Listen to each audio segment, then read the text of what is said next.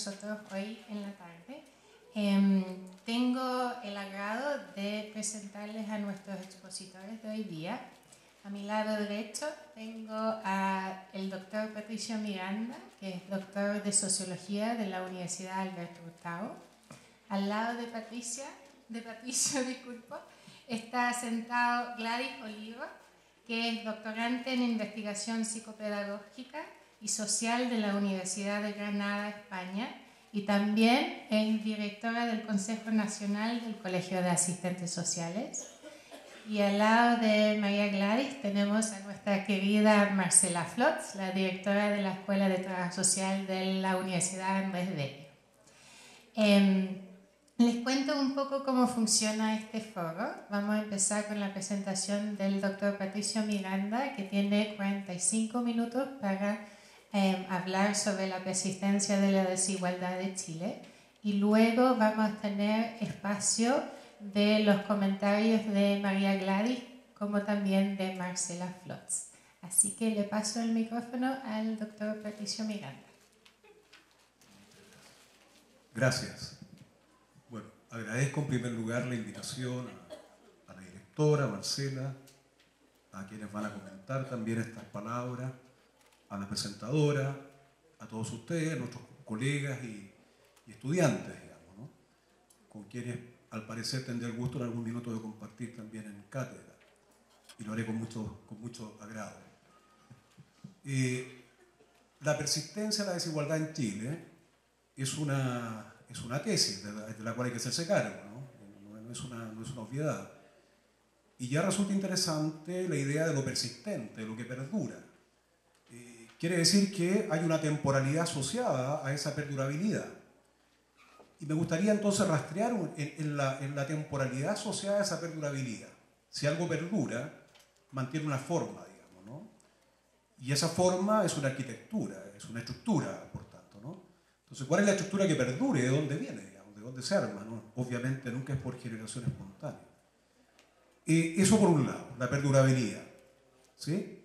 Hay que darle una vuelta. Y lo segundo, de la desigualdad. La tesis, la perdurabilidad de la desigualdad implica un juicio normativo, no solamente un juicio fáctico. Fácticamente persiste lo desigual, desigualdad social. Normativamente, eso que existe no debiera estar existiendo. Eso que existe no es bueno que exista. Y por lo tanto, la sociedad, o mejor, quienes piensan así en la sociedad, deben hacer algo para que eso que persiste, ¿sí?, al menos disminuya. Por lo tanto, hay dos elementos: una comprensión de lo que persiste y una comprensión desde dónde normativo aquello que persiste se designa como no deseable. Y por lo tanto, se designa como algo que requiere de una intervención de la sociedad en la sociedad. ¿Sí? No toda la sociedad, si ya lo sabemos, son algunos actores que asumen la tarea de actuar sobre eso no deseado, y entre esos actores, históricamente, acá conmemoramos 90 años, el trabajo social ha estado siempre en la vanguardia, digamos.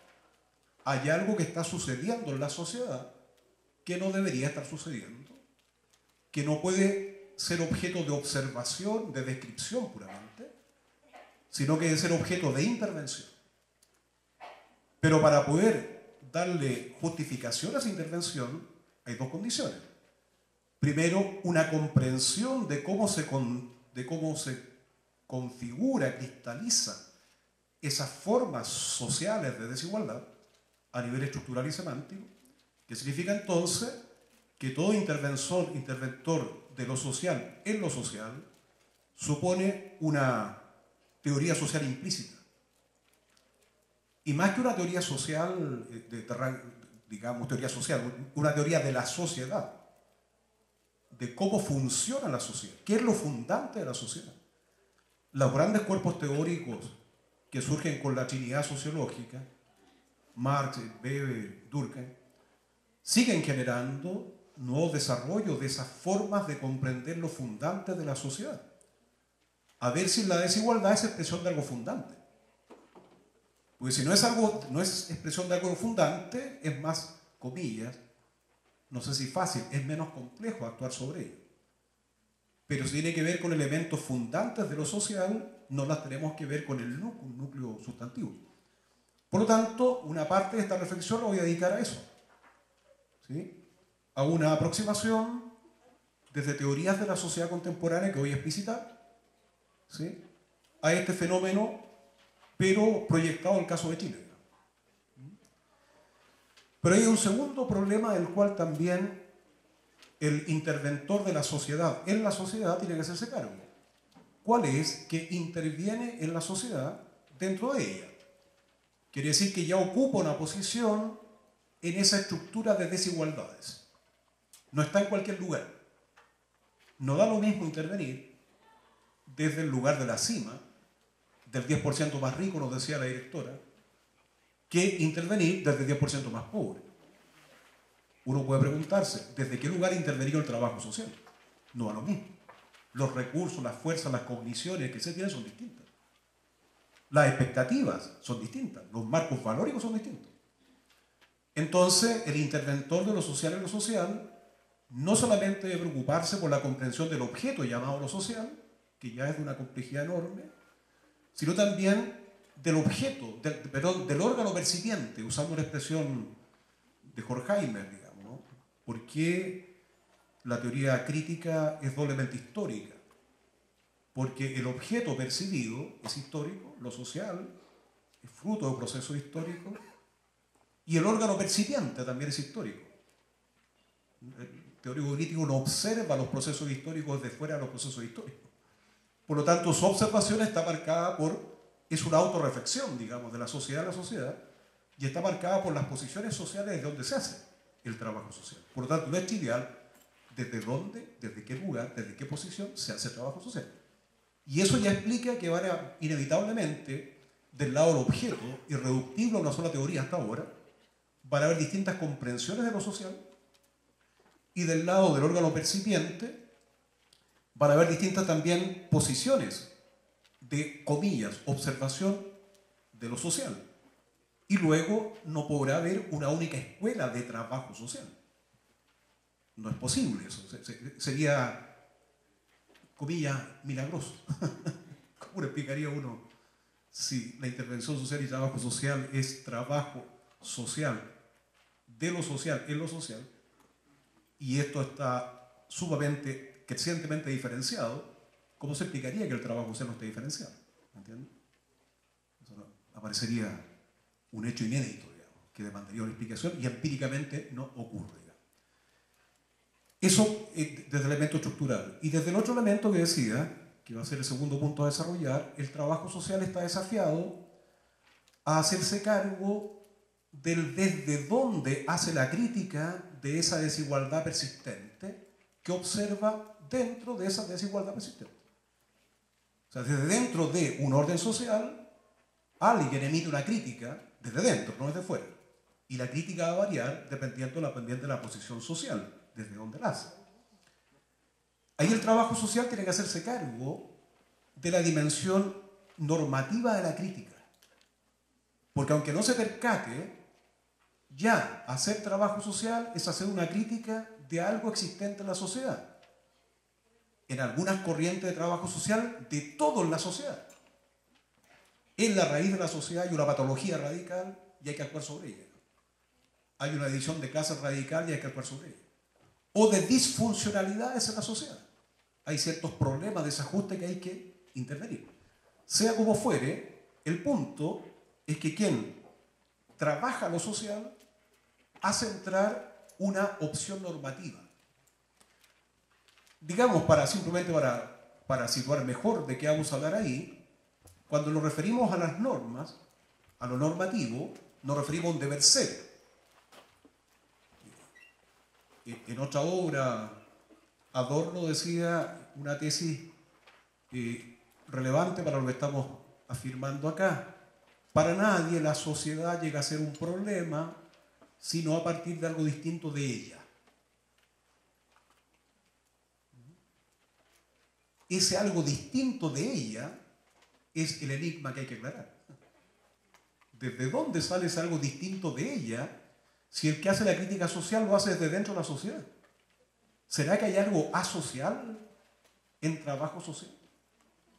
¿Habrá algo, trabajador social será una especie de observador del mundo fuera del mundo social? ¿Y que si es portador de un daimon socrático, una suerte de dios moral que se le revela a algunos trabajadores sociales, digamos, a algunos sujetos que tienen esa clara evidencia? Entonces, la cuestión de lo normativo comunica la idea de sociedad deseada, la idea de orden social deseado, y comunica el límite de lo aceptable y lo inaceptable. Pregunta, ¿toda desigualdad es inaceptable?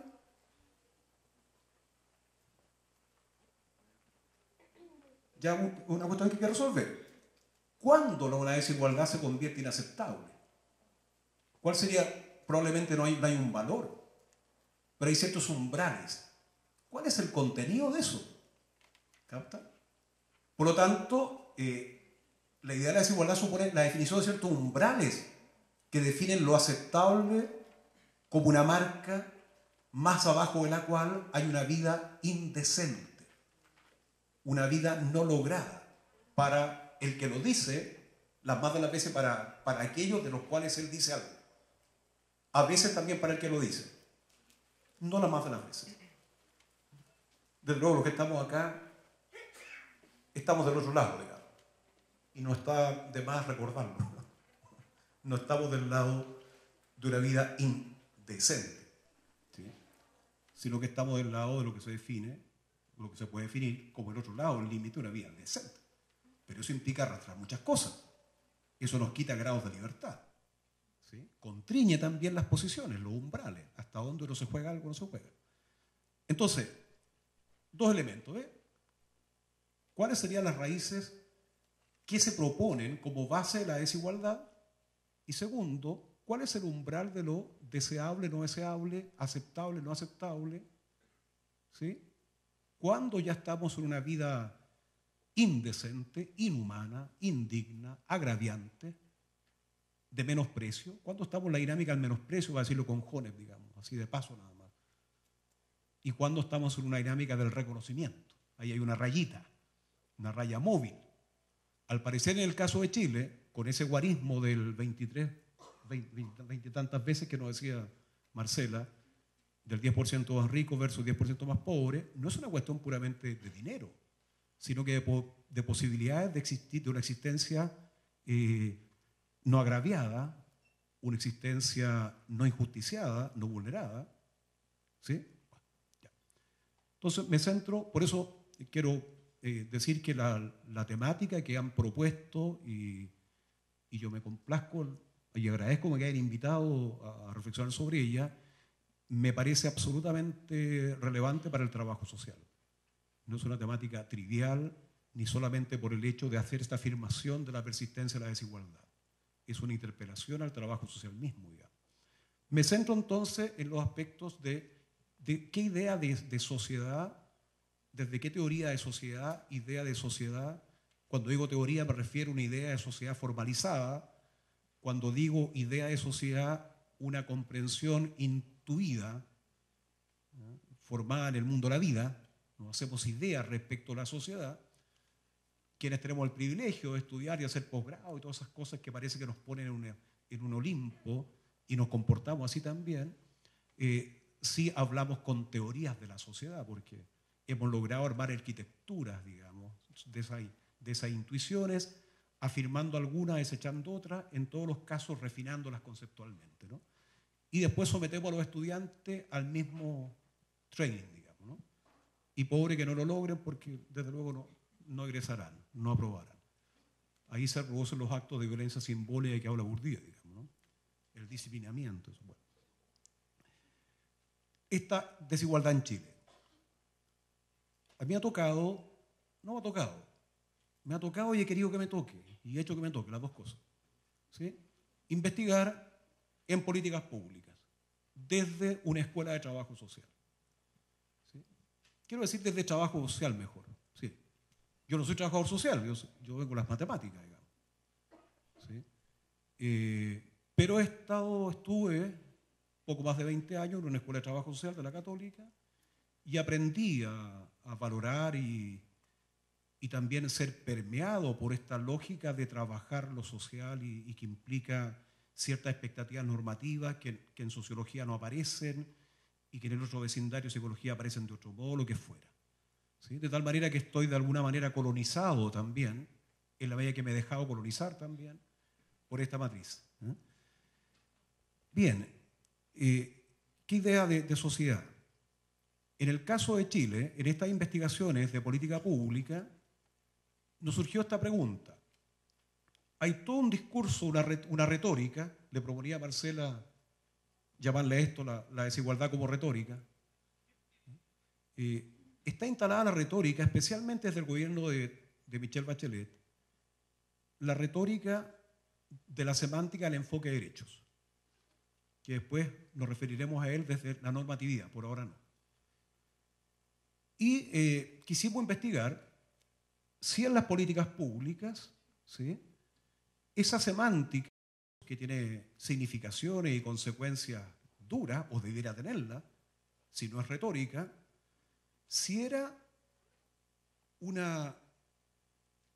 principio estructurante de la política pública. La política pública es una de las intervenciones de la sociedad en la sociedad. Una. ¿Sí? Estamos viendo, y en buena hora, una gran intervención de la sociedad en la sociedad, que son los movimientos sociales, en este caso los movimientos estudiantiles, con los cuales me complazco en marchar con ellos y aprender, no estar como el profesor que enseña. Ahí estoy como alguien que comparte, ¿sí?, y que aprende, y que se pone en lucha con destinos posibles. ¿Sí? Es mucho más cómodo quedarse en la universidad, desde luego, ¿no?, y enseñar siempre, una posición de privilegio, que arriesgar algo. Pero me quiero referir a esta forma de intervención de la sociedad a la sociedad, no a los movimientos. Sería para otra conferencia y probablemente va a haber gente más experta que yo en eso. La política pública, una forma de intervención de la sociedad a la sociedad.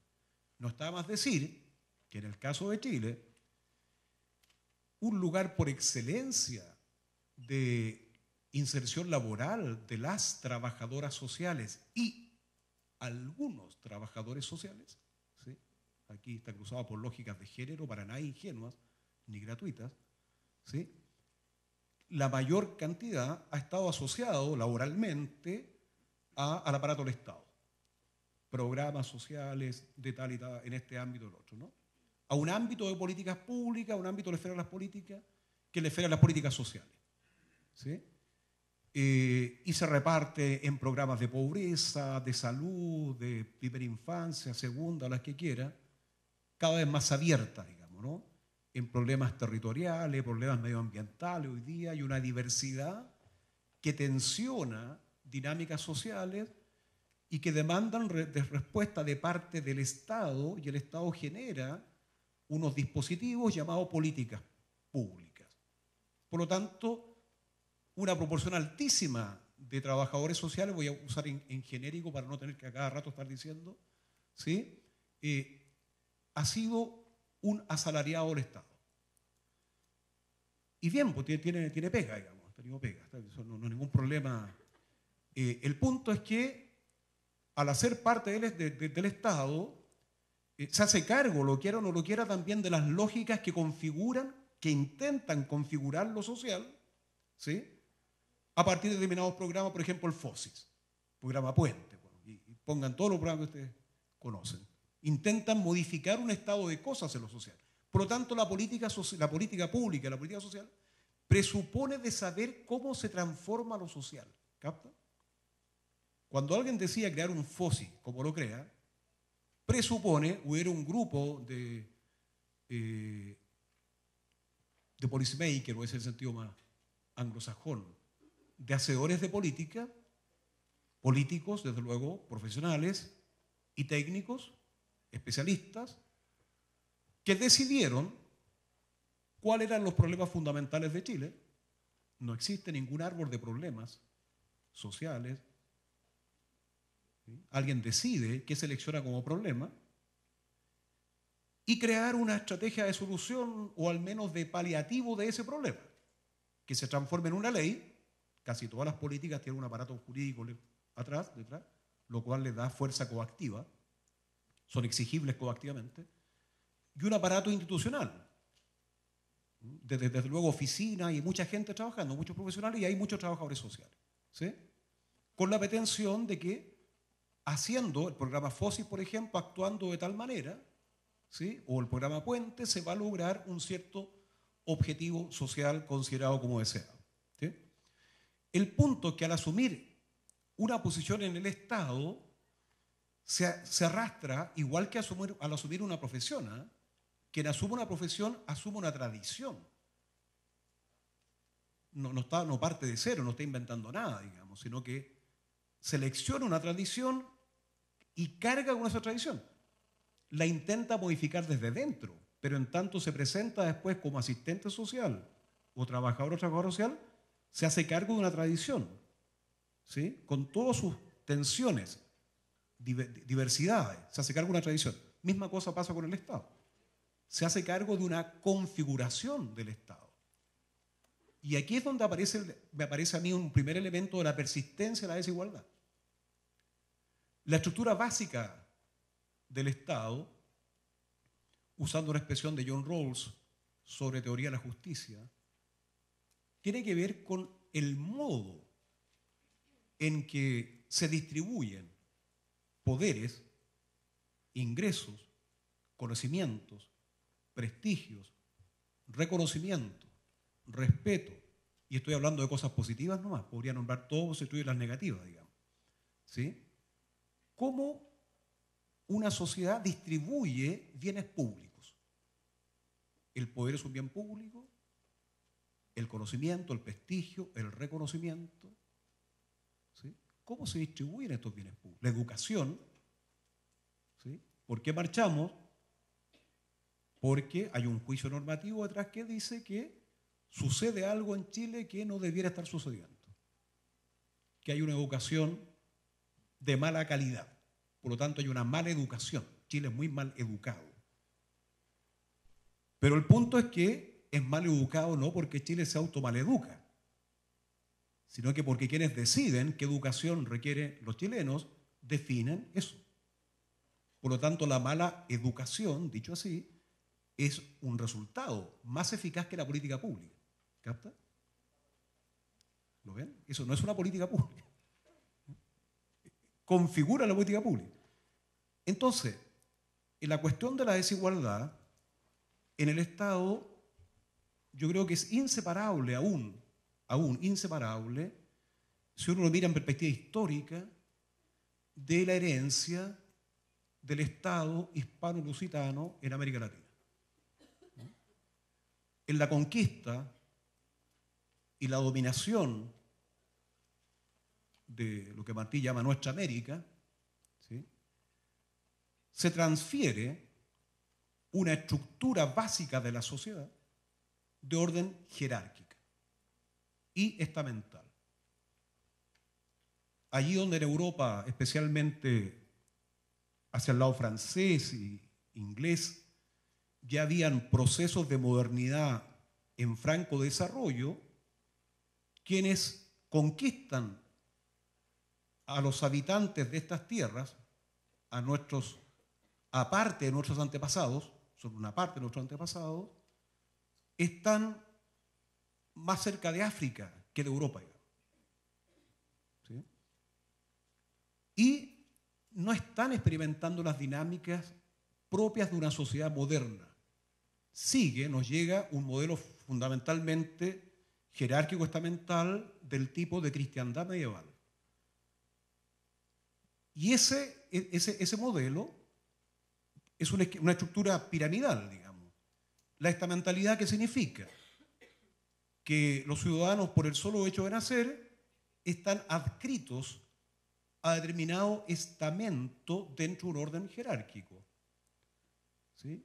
En el caso de del medioevo, los siervos de la gleba, digamos. Y así, y arriba de la pirámide está la nobleza y el alto clero. ¿Sí? América Latina se configura tanto en el ámbito hispano como en el ámbito lusitano con ese modelo, altamente centralizado, y en la medida que avanza la conquista, reproduce como fractales. Los fractales son estructuras macro y micro que se reproducen. Usted cambia la escala y la estructura es exactamente la misma, digamos. Se reproducen después fractalmente en los latifundios, que viene a ser equivalente a los feudos, digamos, ¿no? La corona a quien conquista le dona territorios y mano de obra gratis. Esclavos indígenas, esclavizados, y después cuando faltó mano de obra, este verdadero genocidio, ¿cuál fue la esclavización de la negritud de África? Mano de obra no barata, gratis, que barata ya habría un costo, ¿no? Es gratis.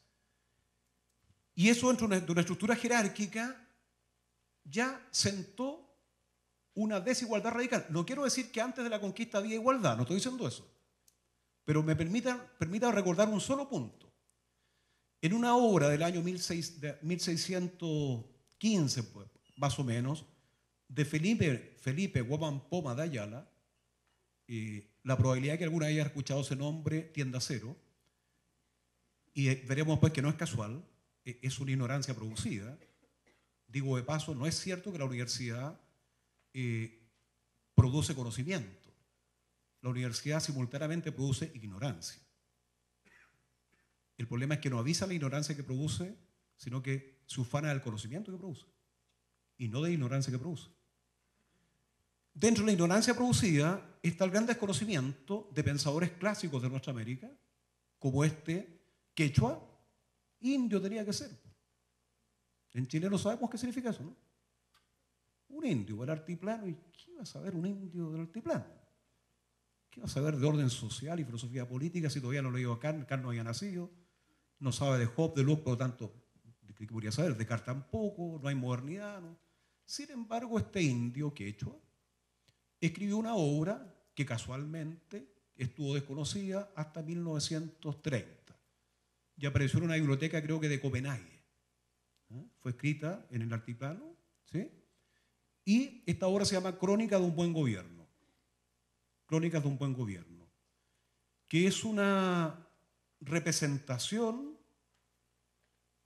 visual y escrita en prosa a su vez de la arquitectura social que existía antes de la llegada de los conquistadores.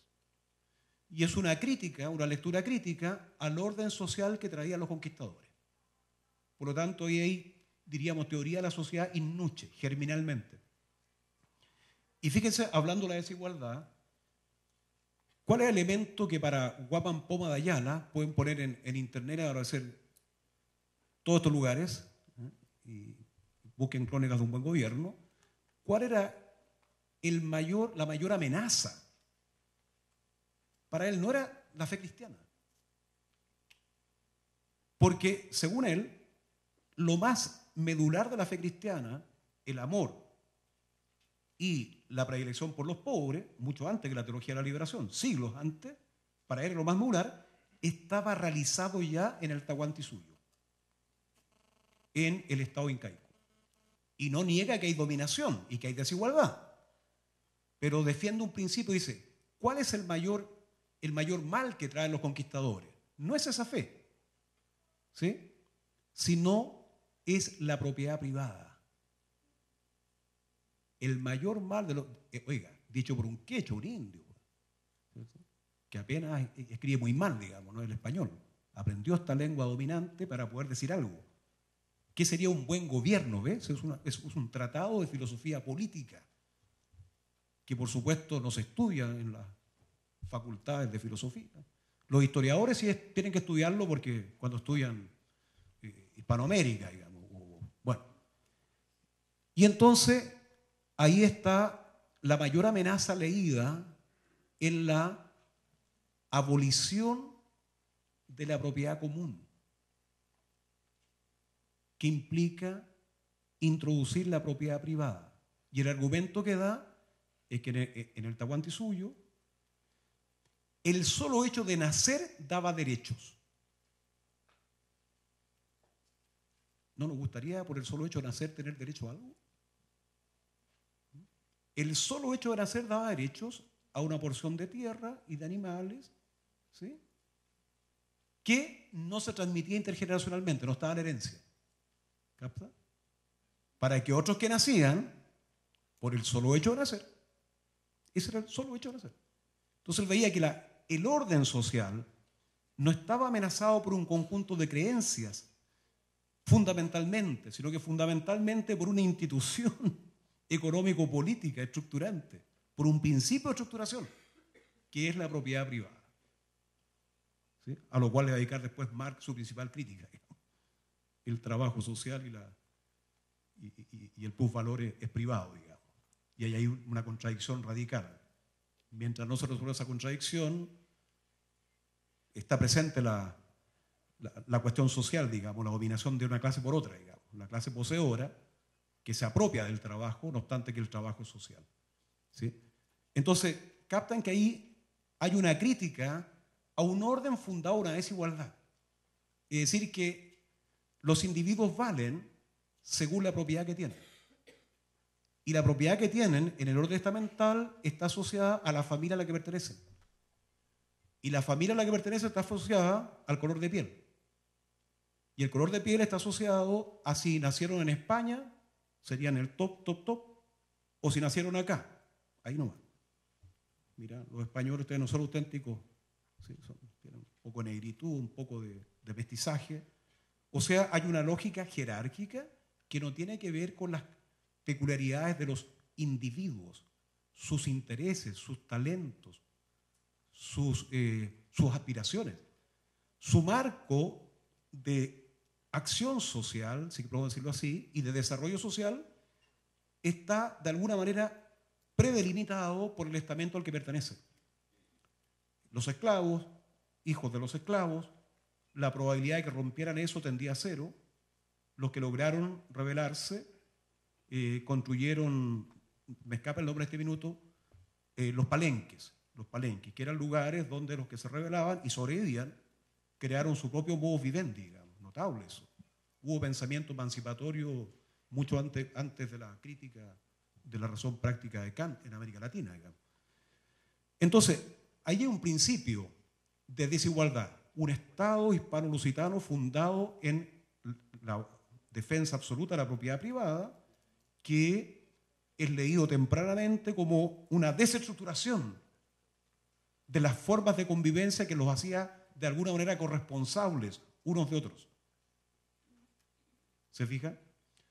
Entonces, en la medida que este Estado, en los Estados nacionales, ahora el periodo de la colonia y el periodo de la república después, de la independencia, parto por ahí, que en la independencia, después de la colonia, no genera, no altera la estructura básica de la sociedad, sino que altera quienes ocupan la posición de arriba, que ya no son los representantes del rey, porque cayó la monarquía, o no la monarquía, un monarca de la época, pero esa posición es ocupada por las élites caudillistas de América Latina. Entonces no es que cambió la estructuración, que ya es una estructura de desigualdades. Un orden estamental es un orden fundado en desigualdades. Desigualdades adscritas que se tienen por el solo hecho de nacer, nada más, dependiendo del lugar donde se nace y las características de raza y demás. ¿Sí? Entonces, esa estructura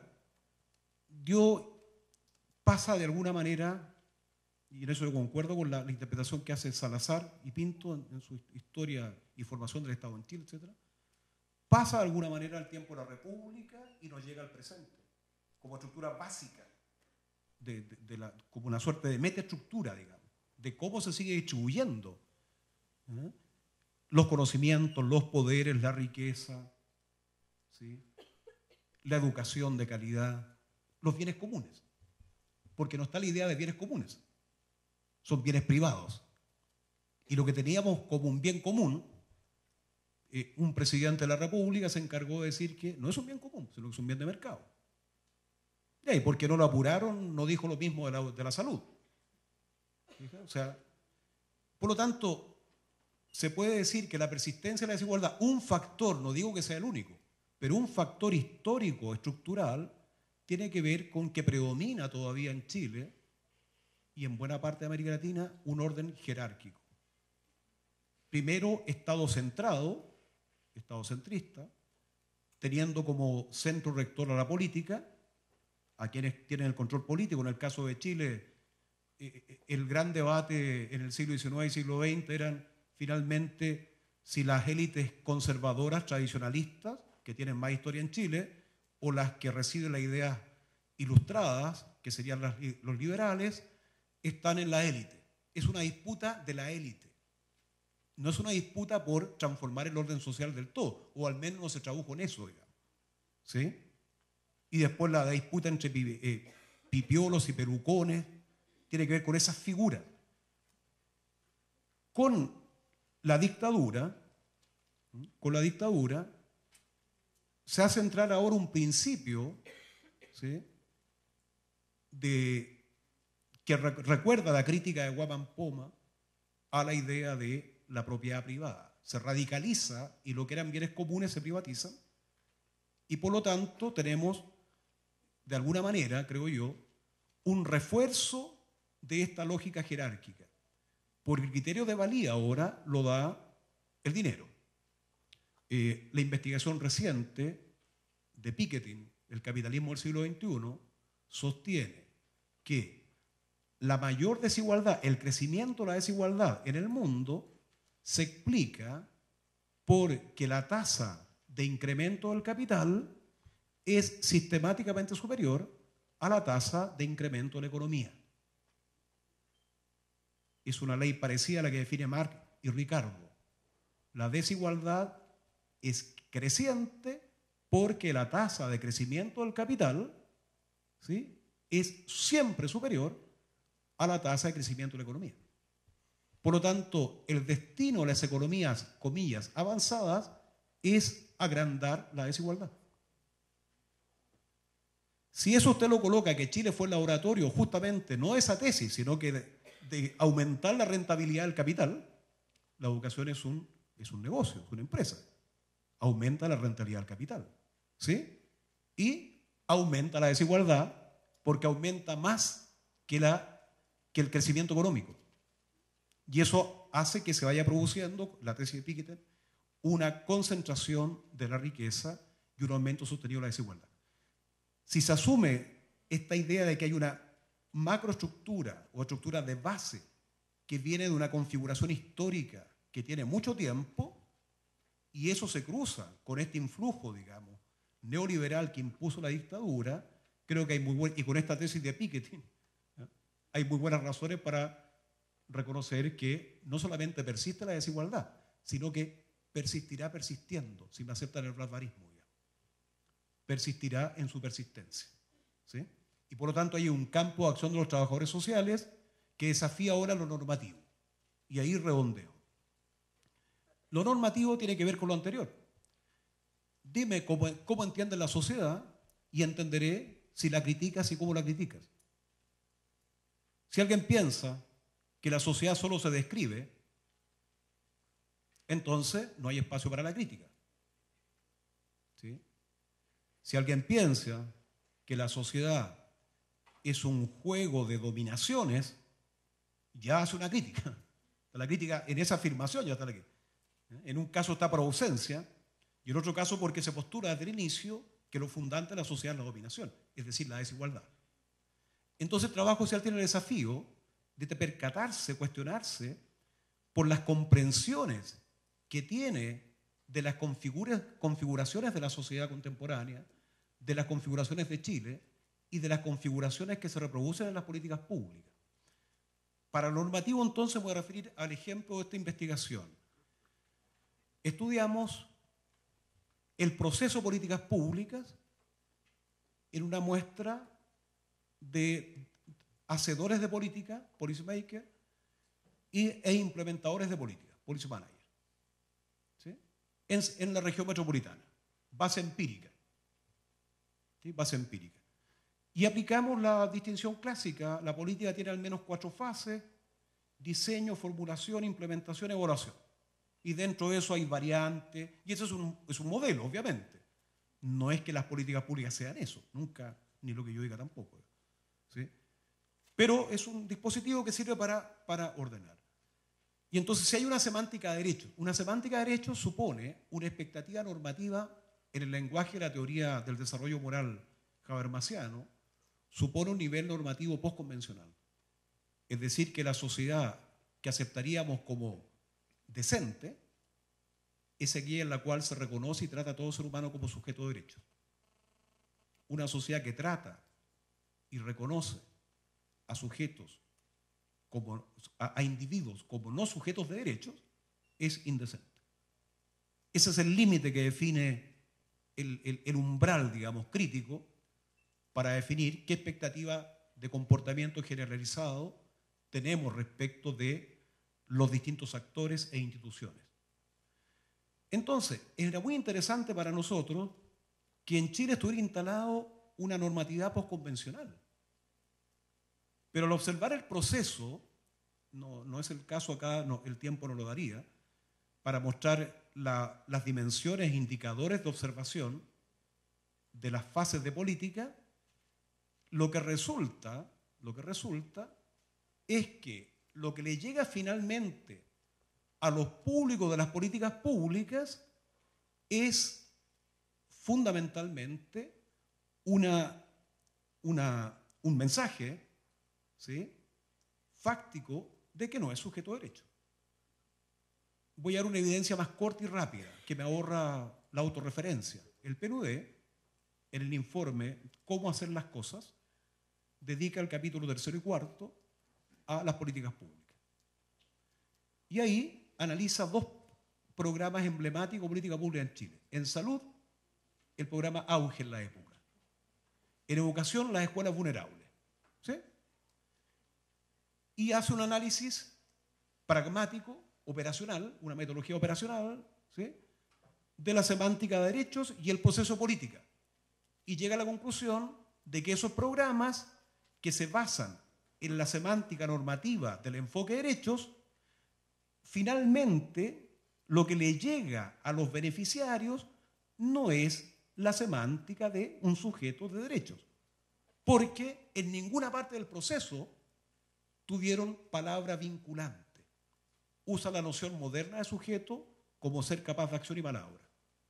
La única palabra que le piden al final es si quedó satisfecho. Y dice la gente participó. O se hacen algunas mesas barriales, se crearon algunos consejos por ahí también, hace poco, de la sociedad civil, pero que no son vinculantes. Por lo tanto, lo que hacen es aportar información que los decisores de política procesan según sus propias expectativas, visión de sociedad y horizonte normativo. Y ya hemos visto cómo son en el caso de Chile. El dinero penetró, no que penetró ahora, digamos. Si ese orden jerárquico se mantiene, ¿entiendes, no? Se hizo más visible la penetración de la colonización de lo económico hacia lo político, se hizo más visible, digamos. ¿Sí? Y entonces ahí hay una expectativa normativa que no se cumple.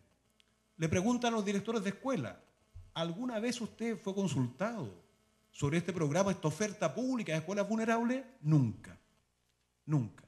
Entonces, y por supuesto, si no le preguntaron al director, entenderán que no a los profesores, y entenderán que no a los estudiantes y no a los apoderados.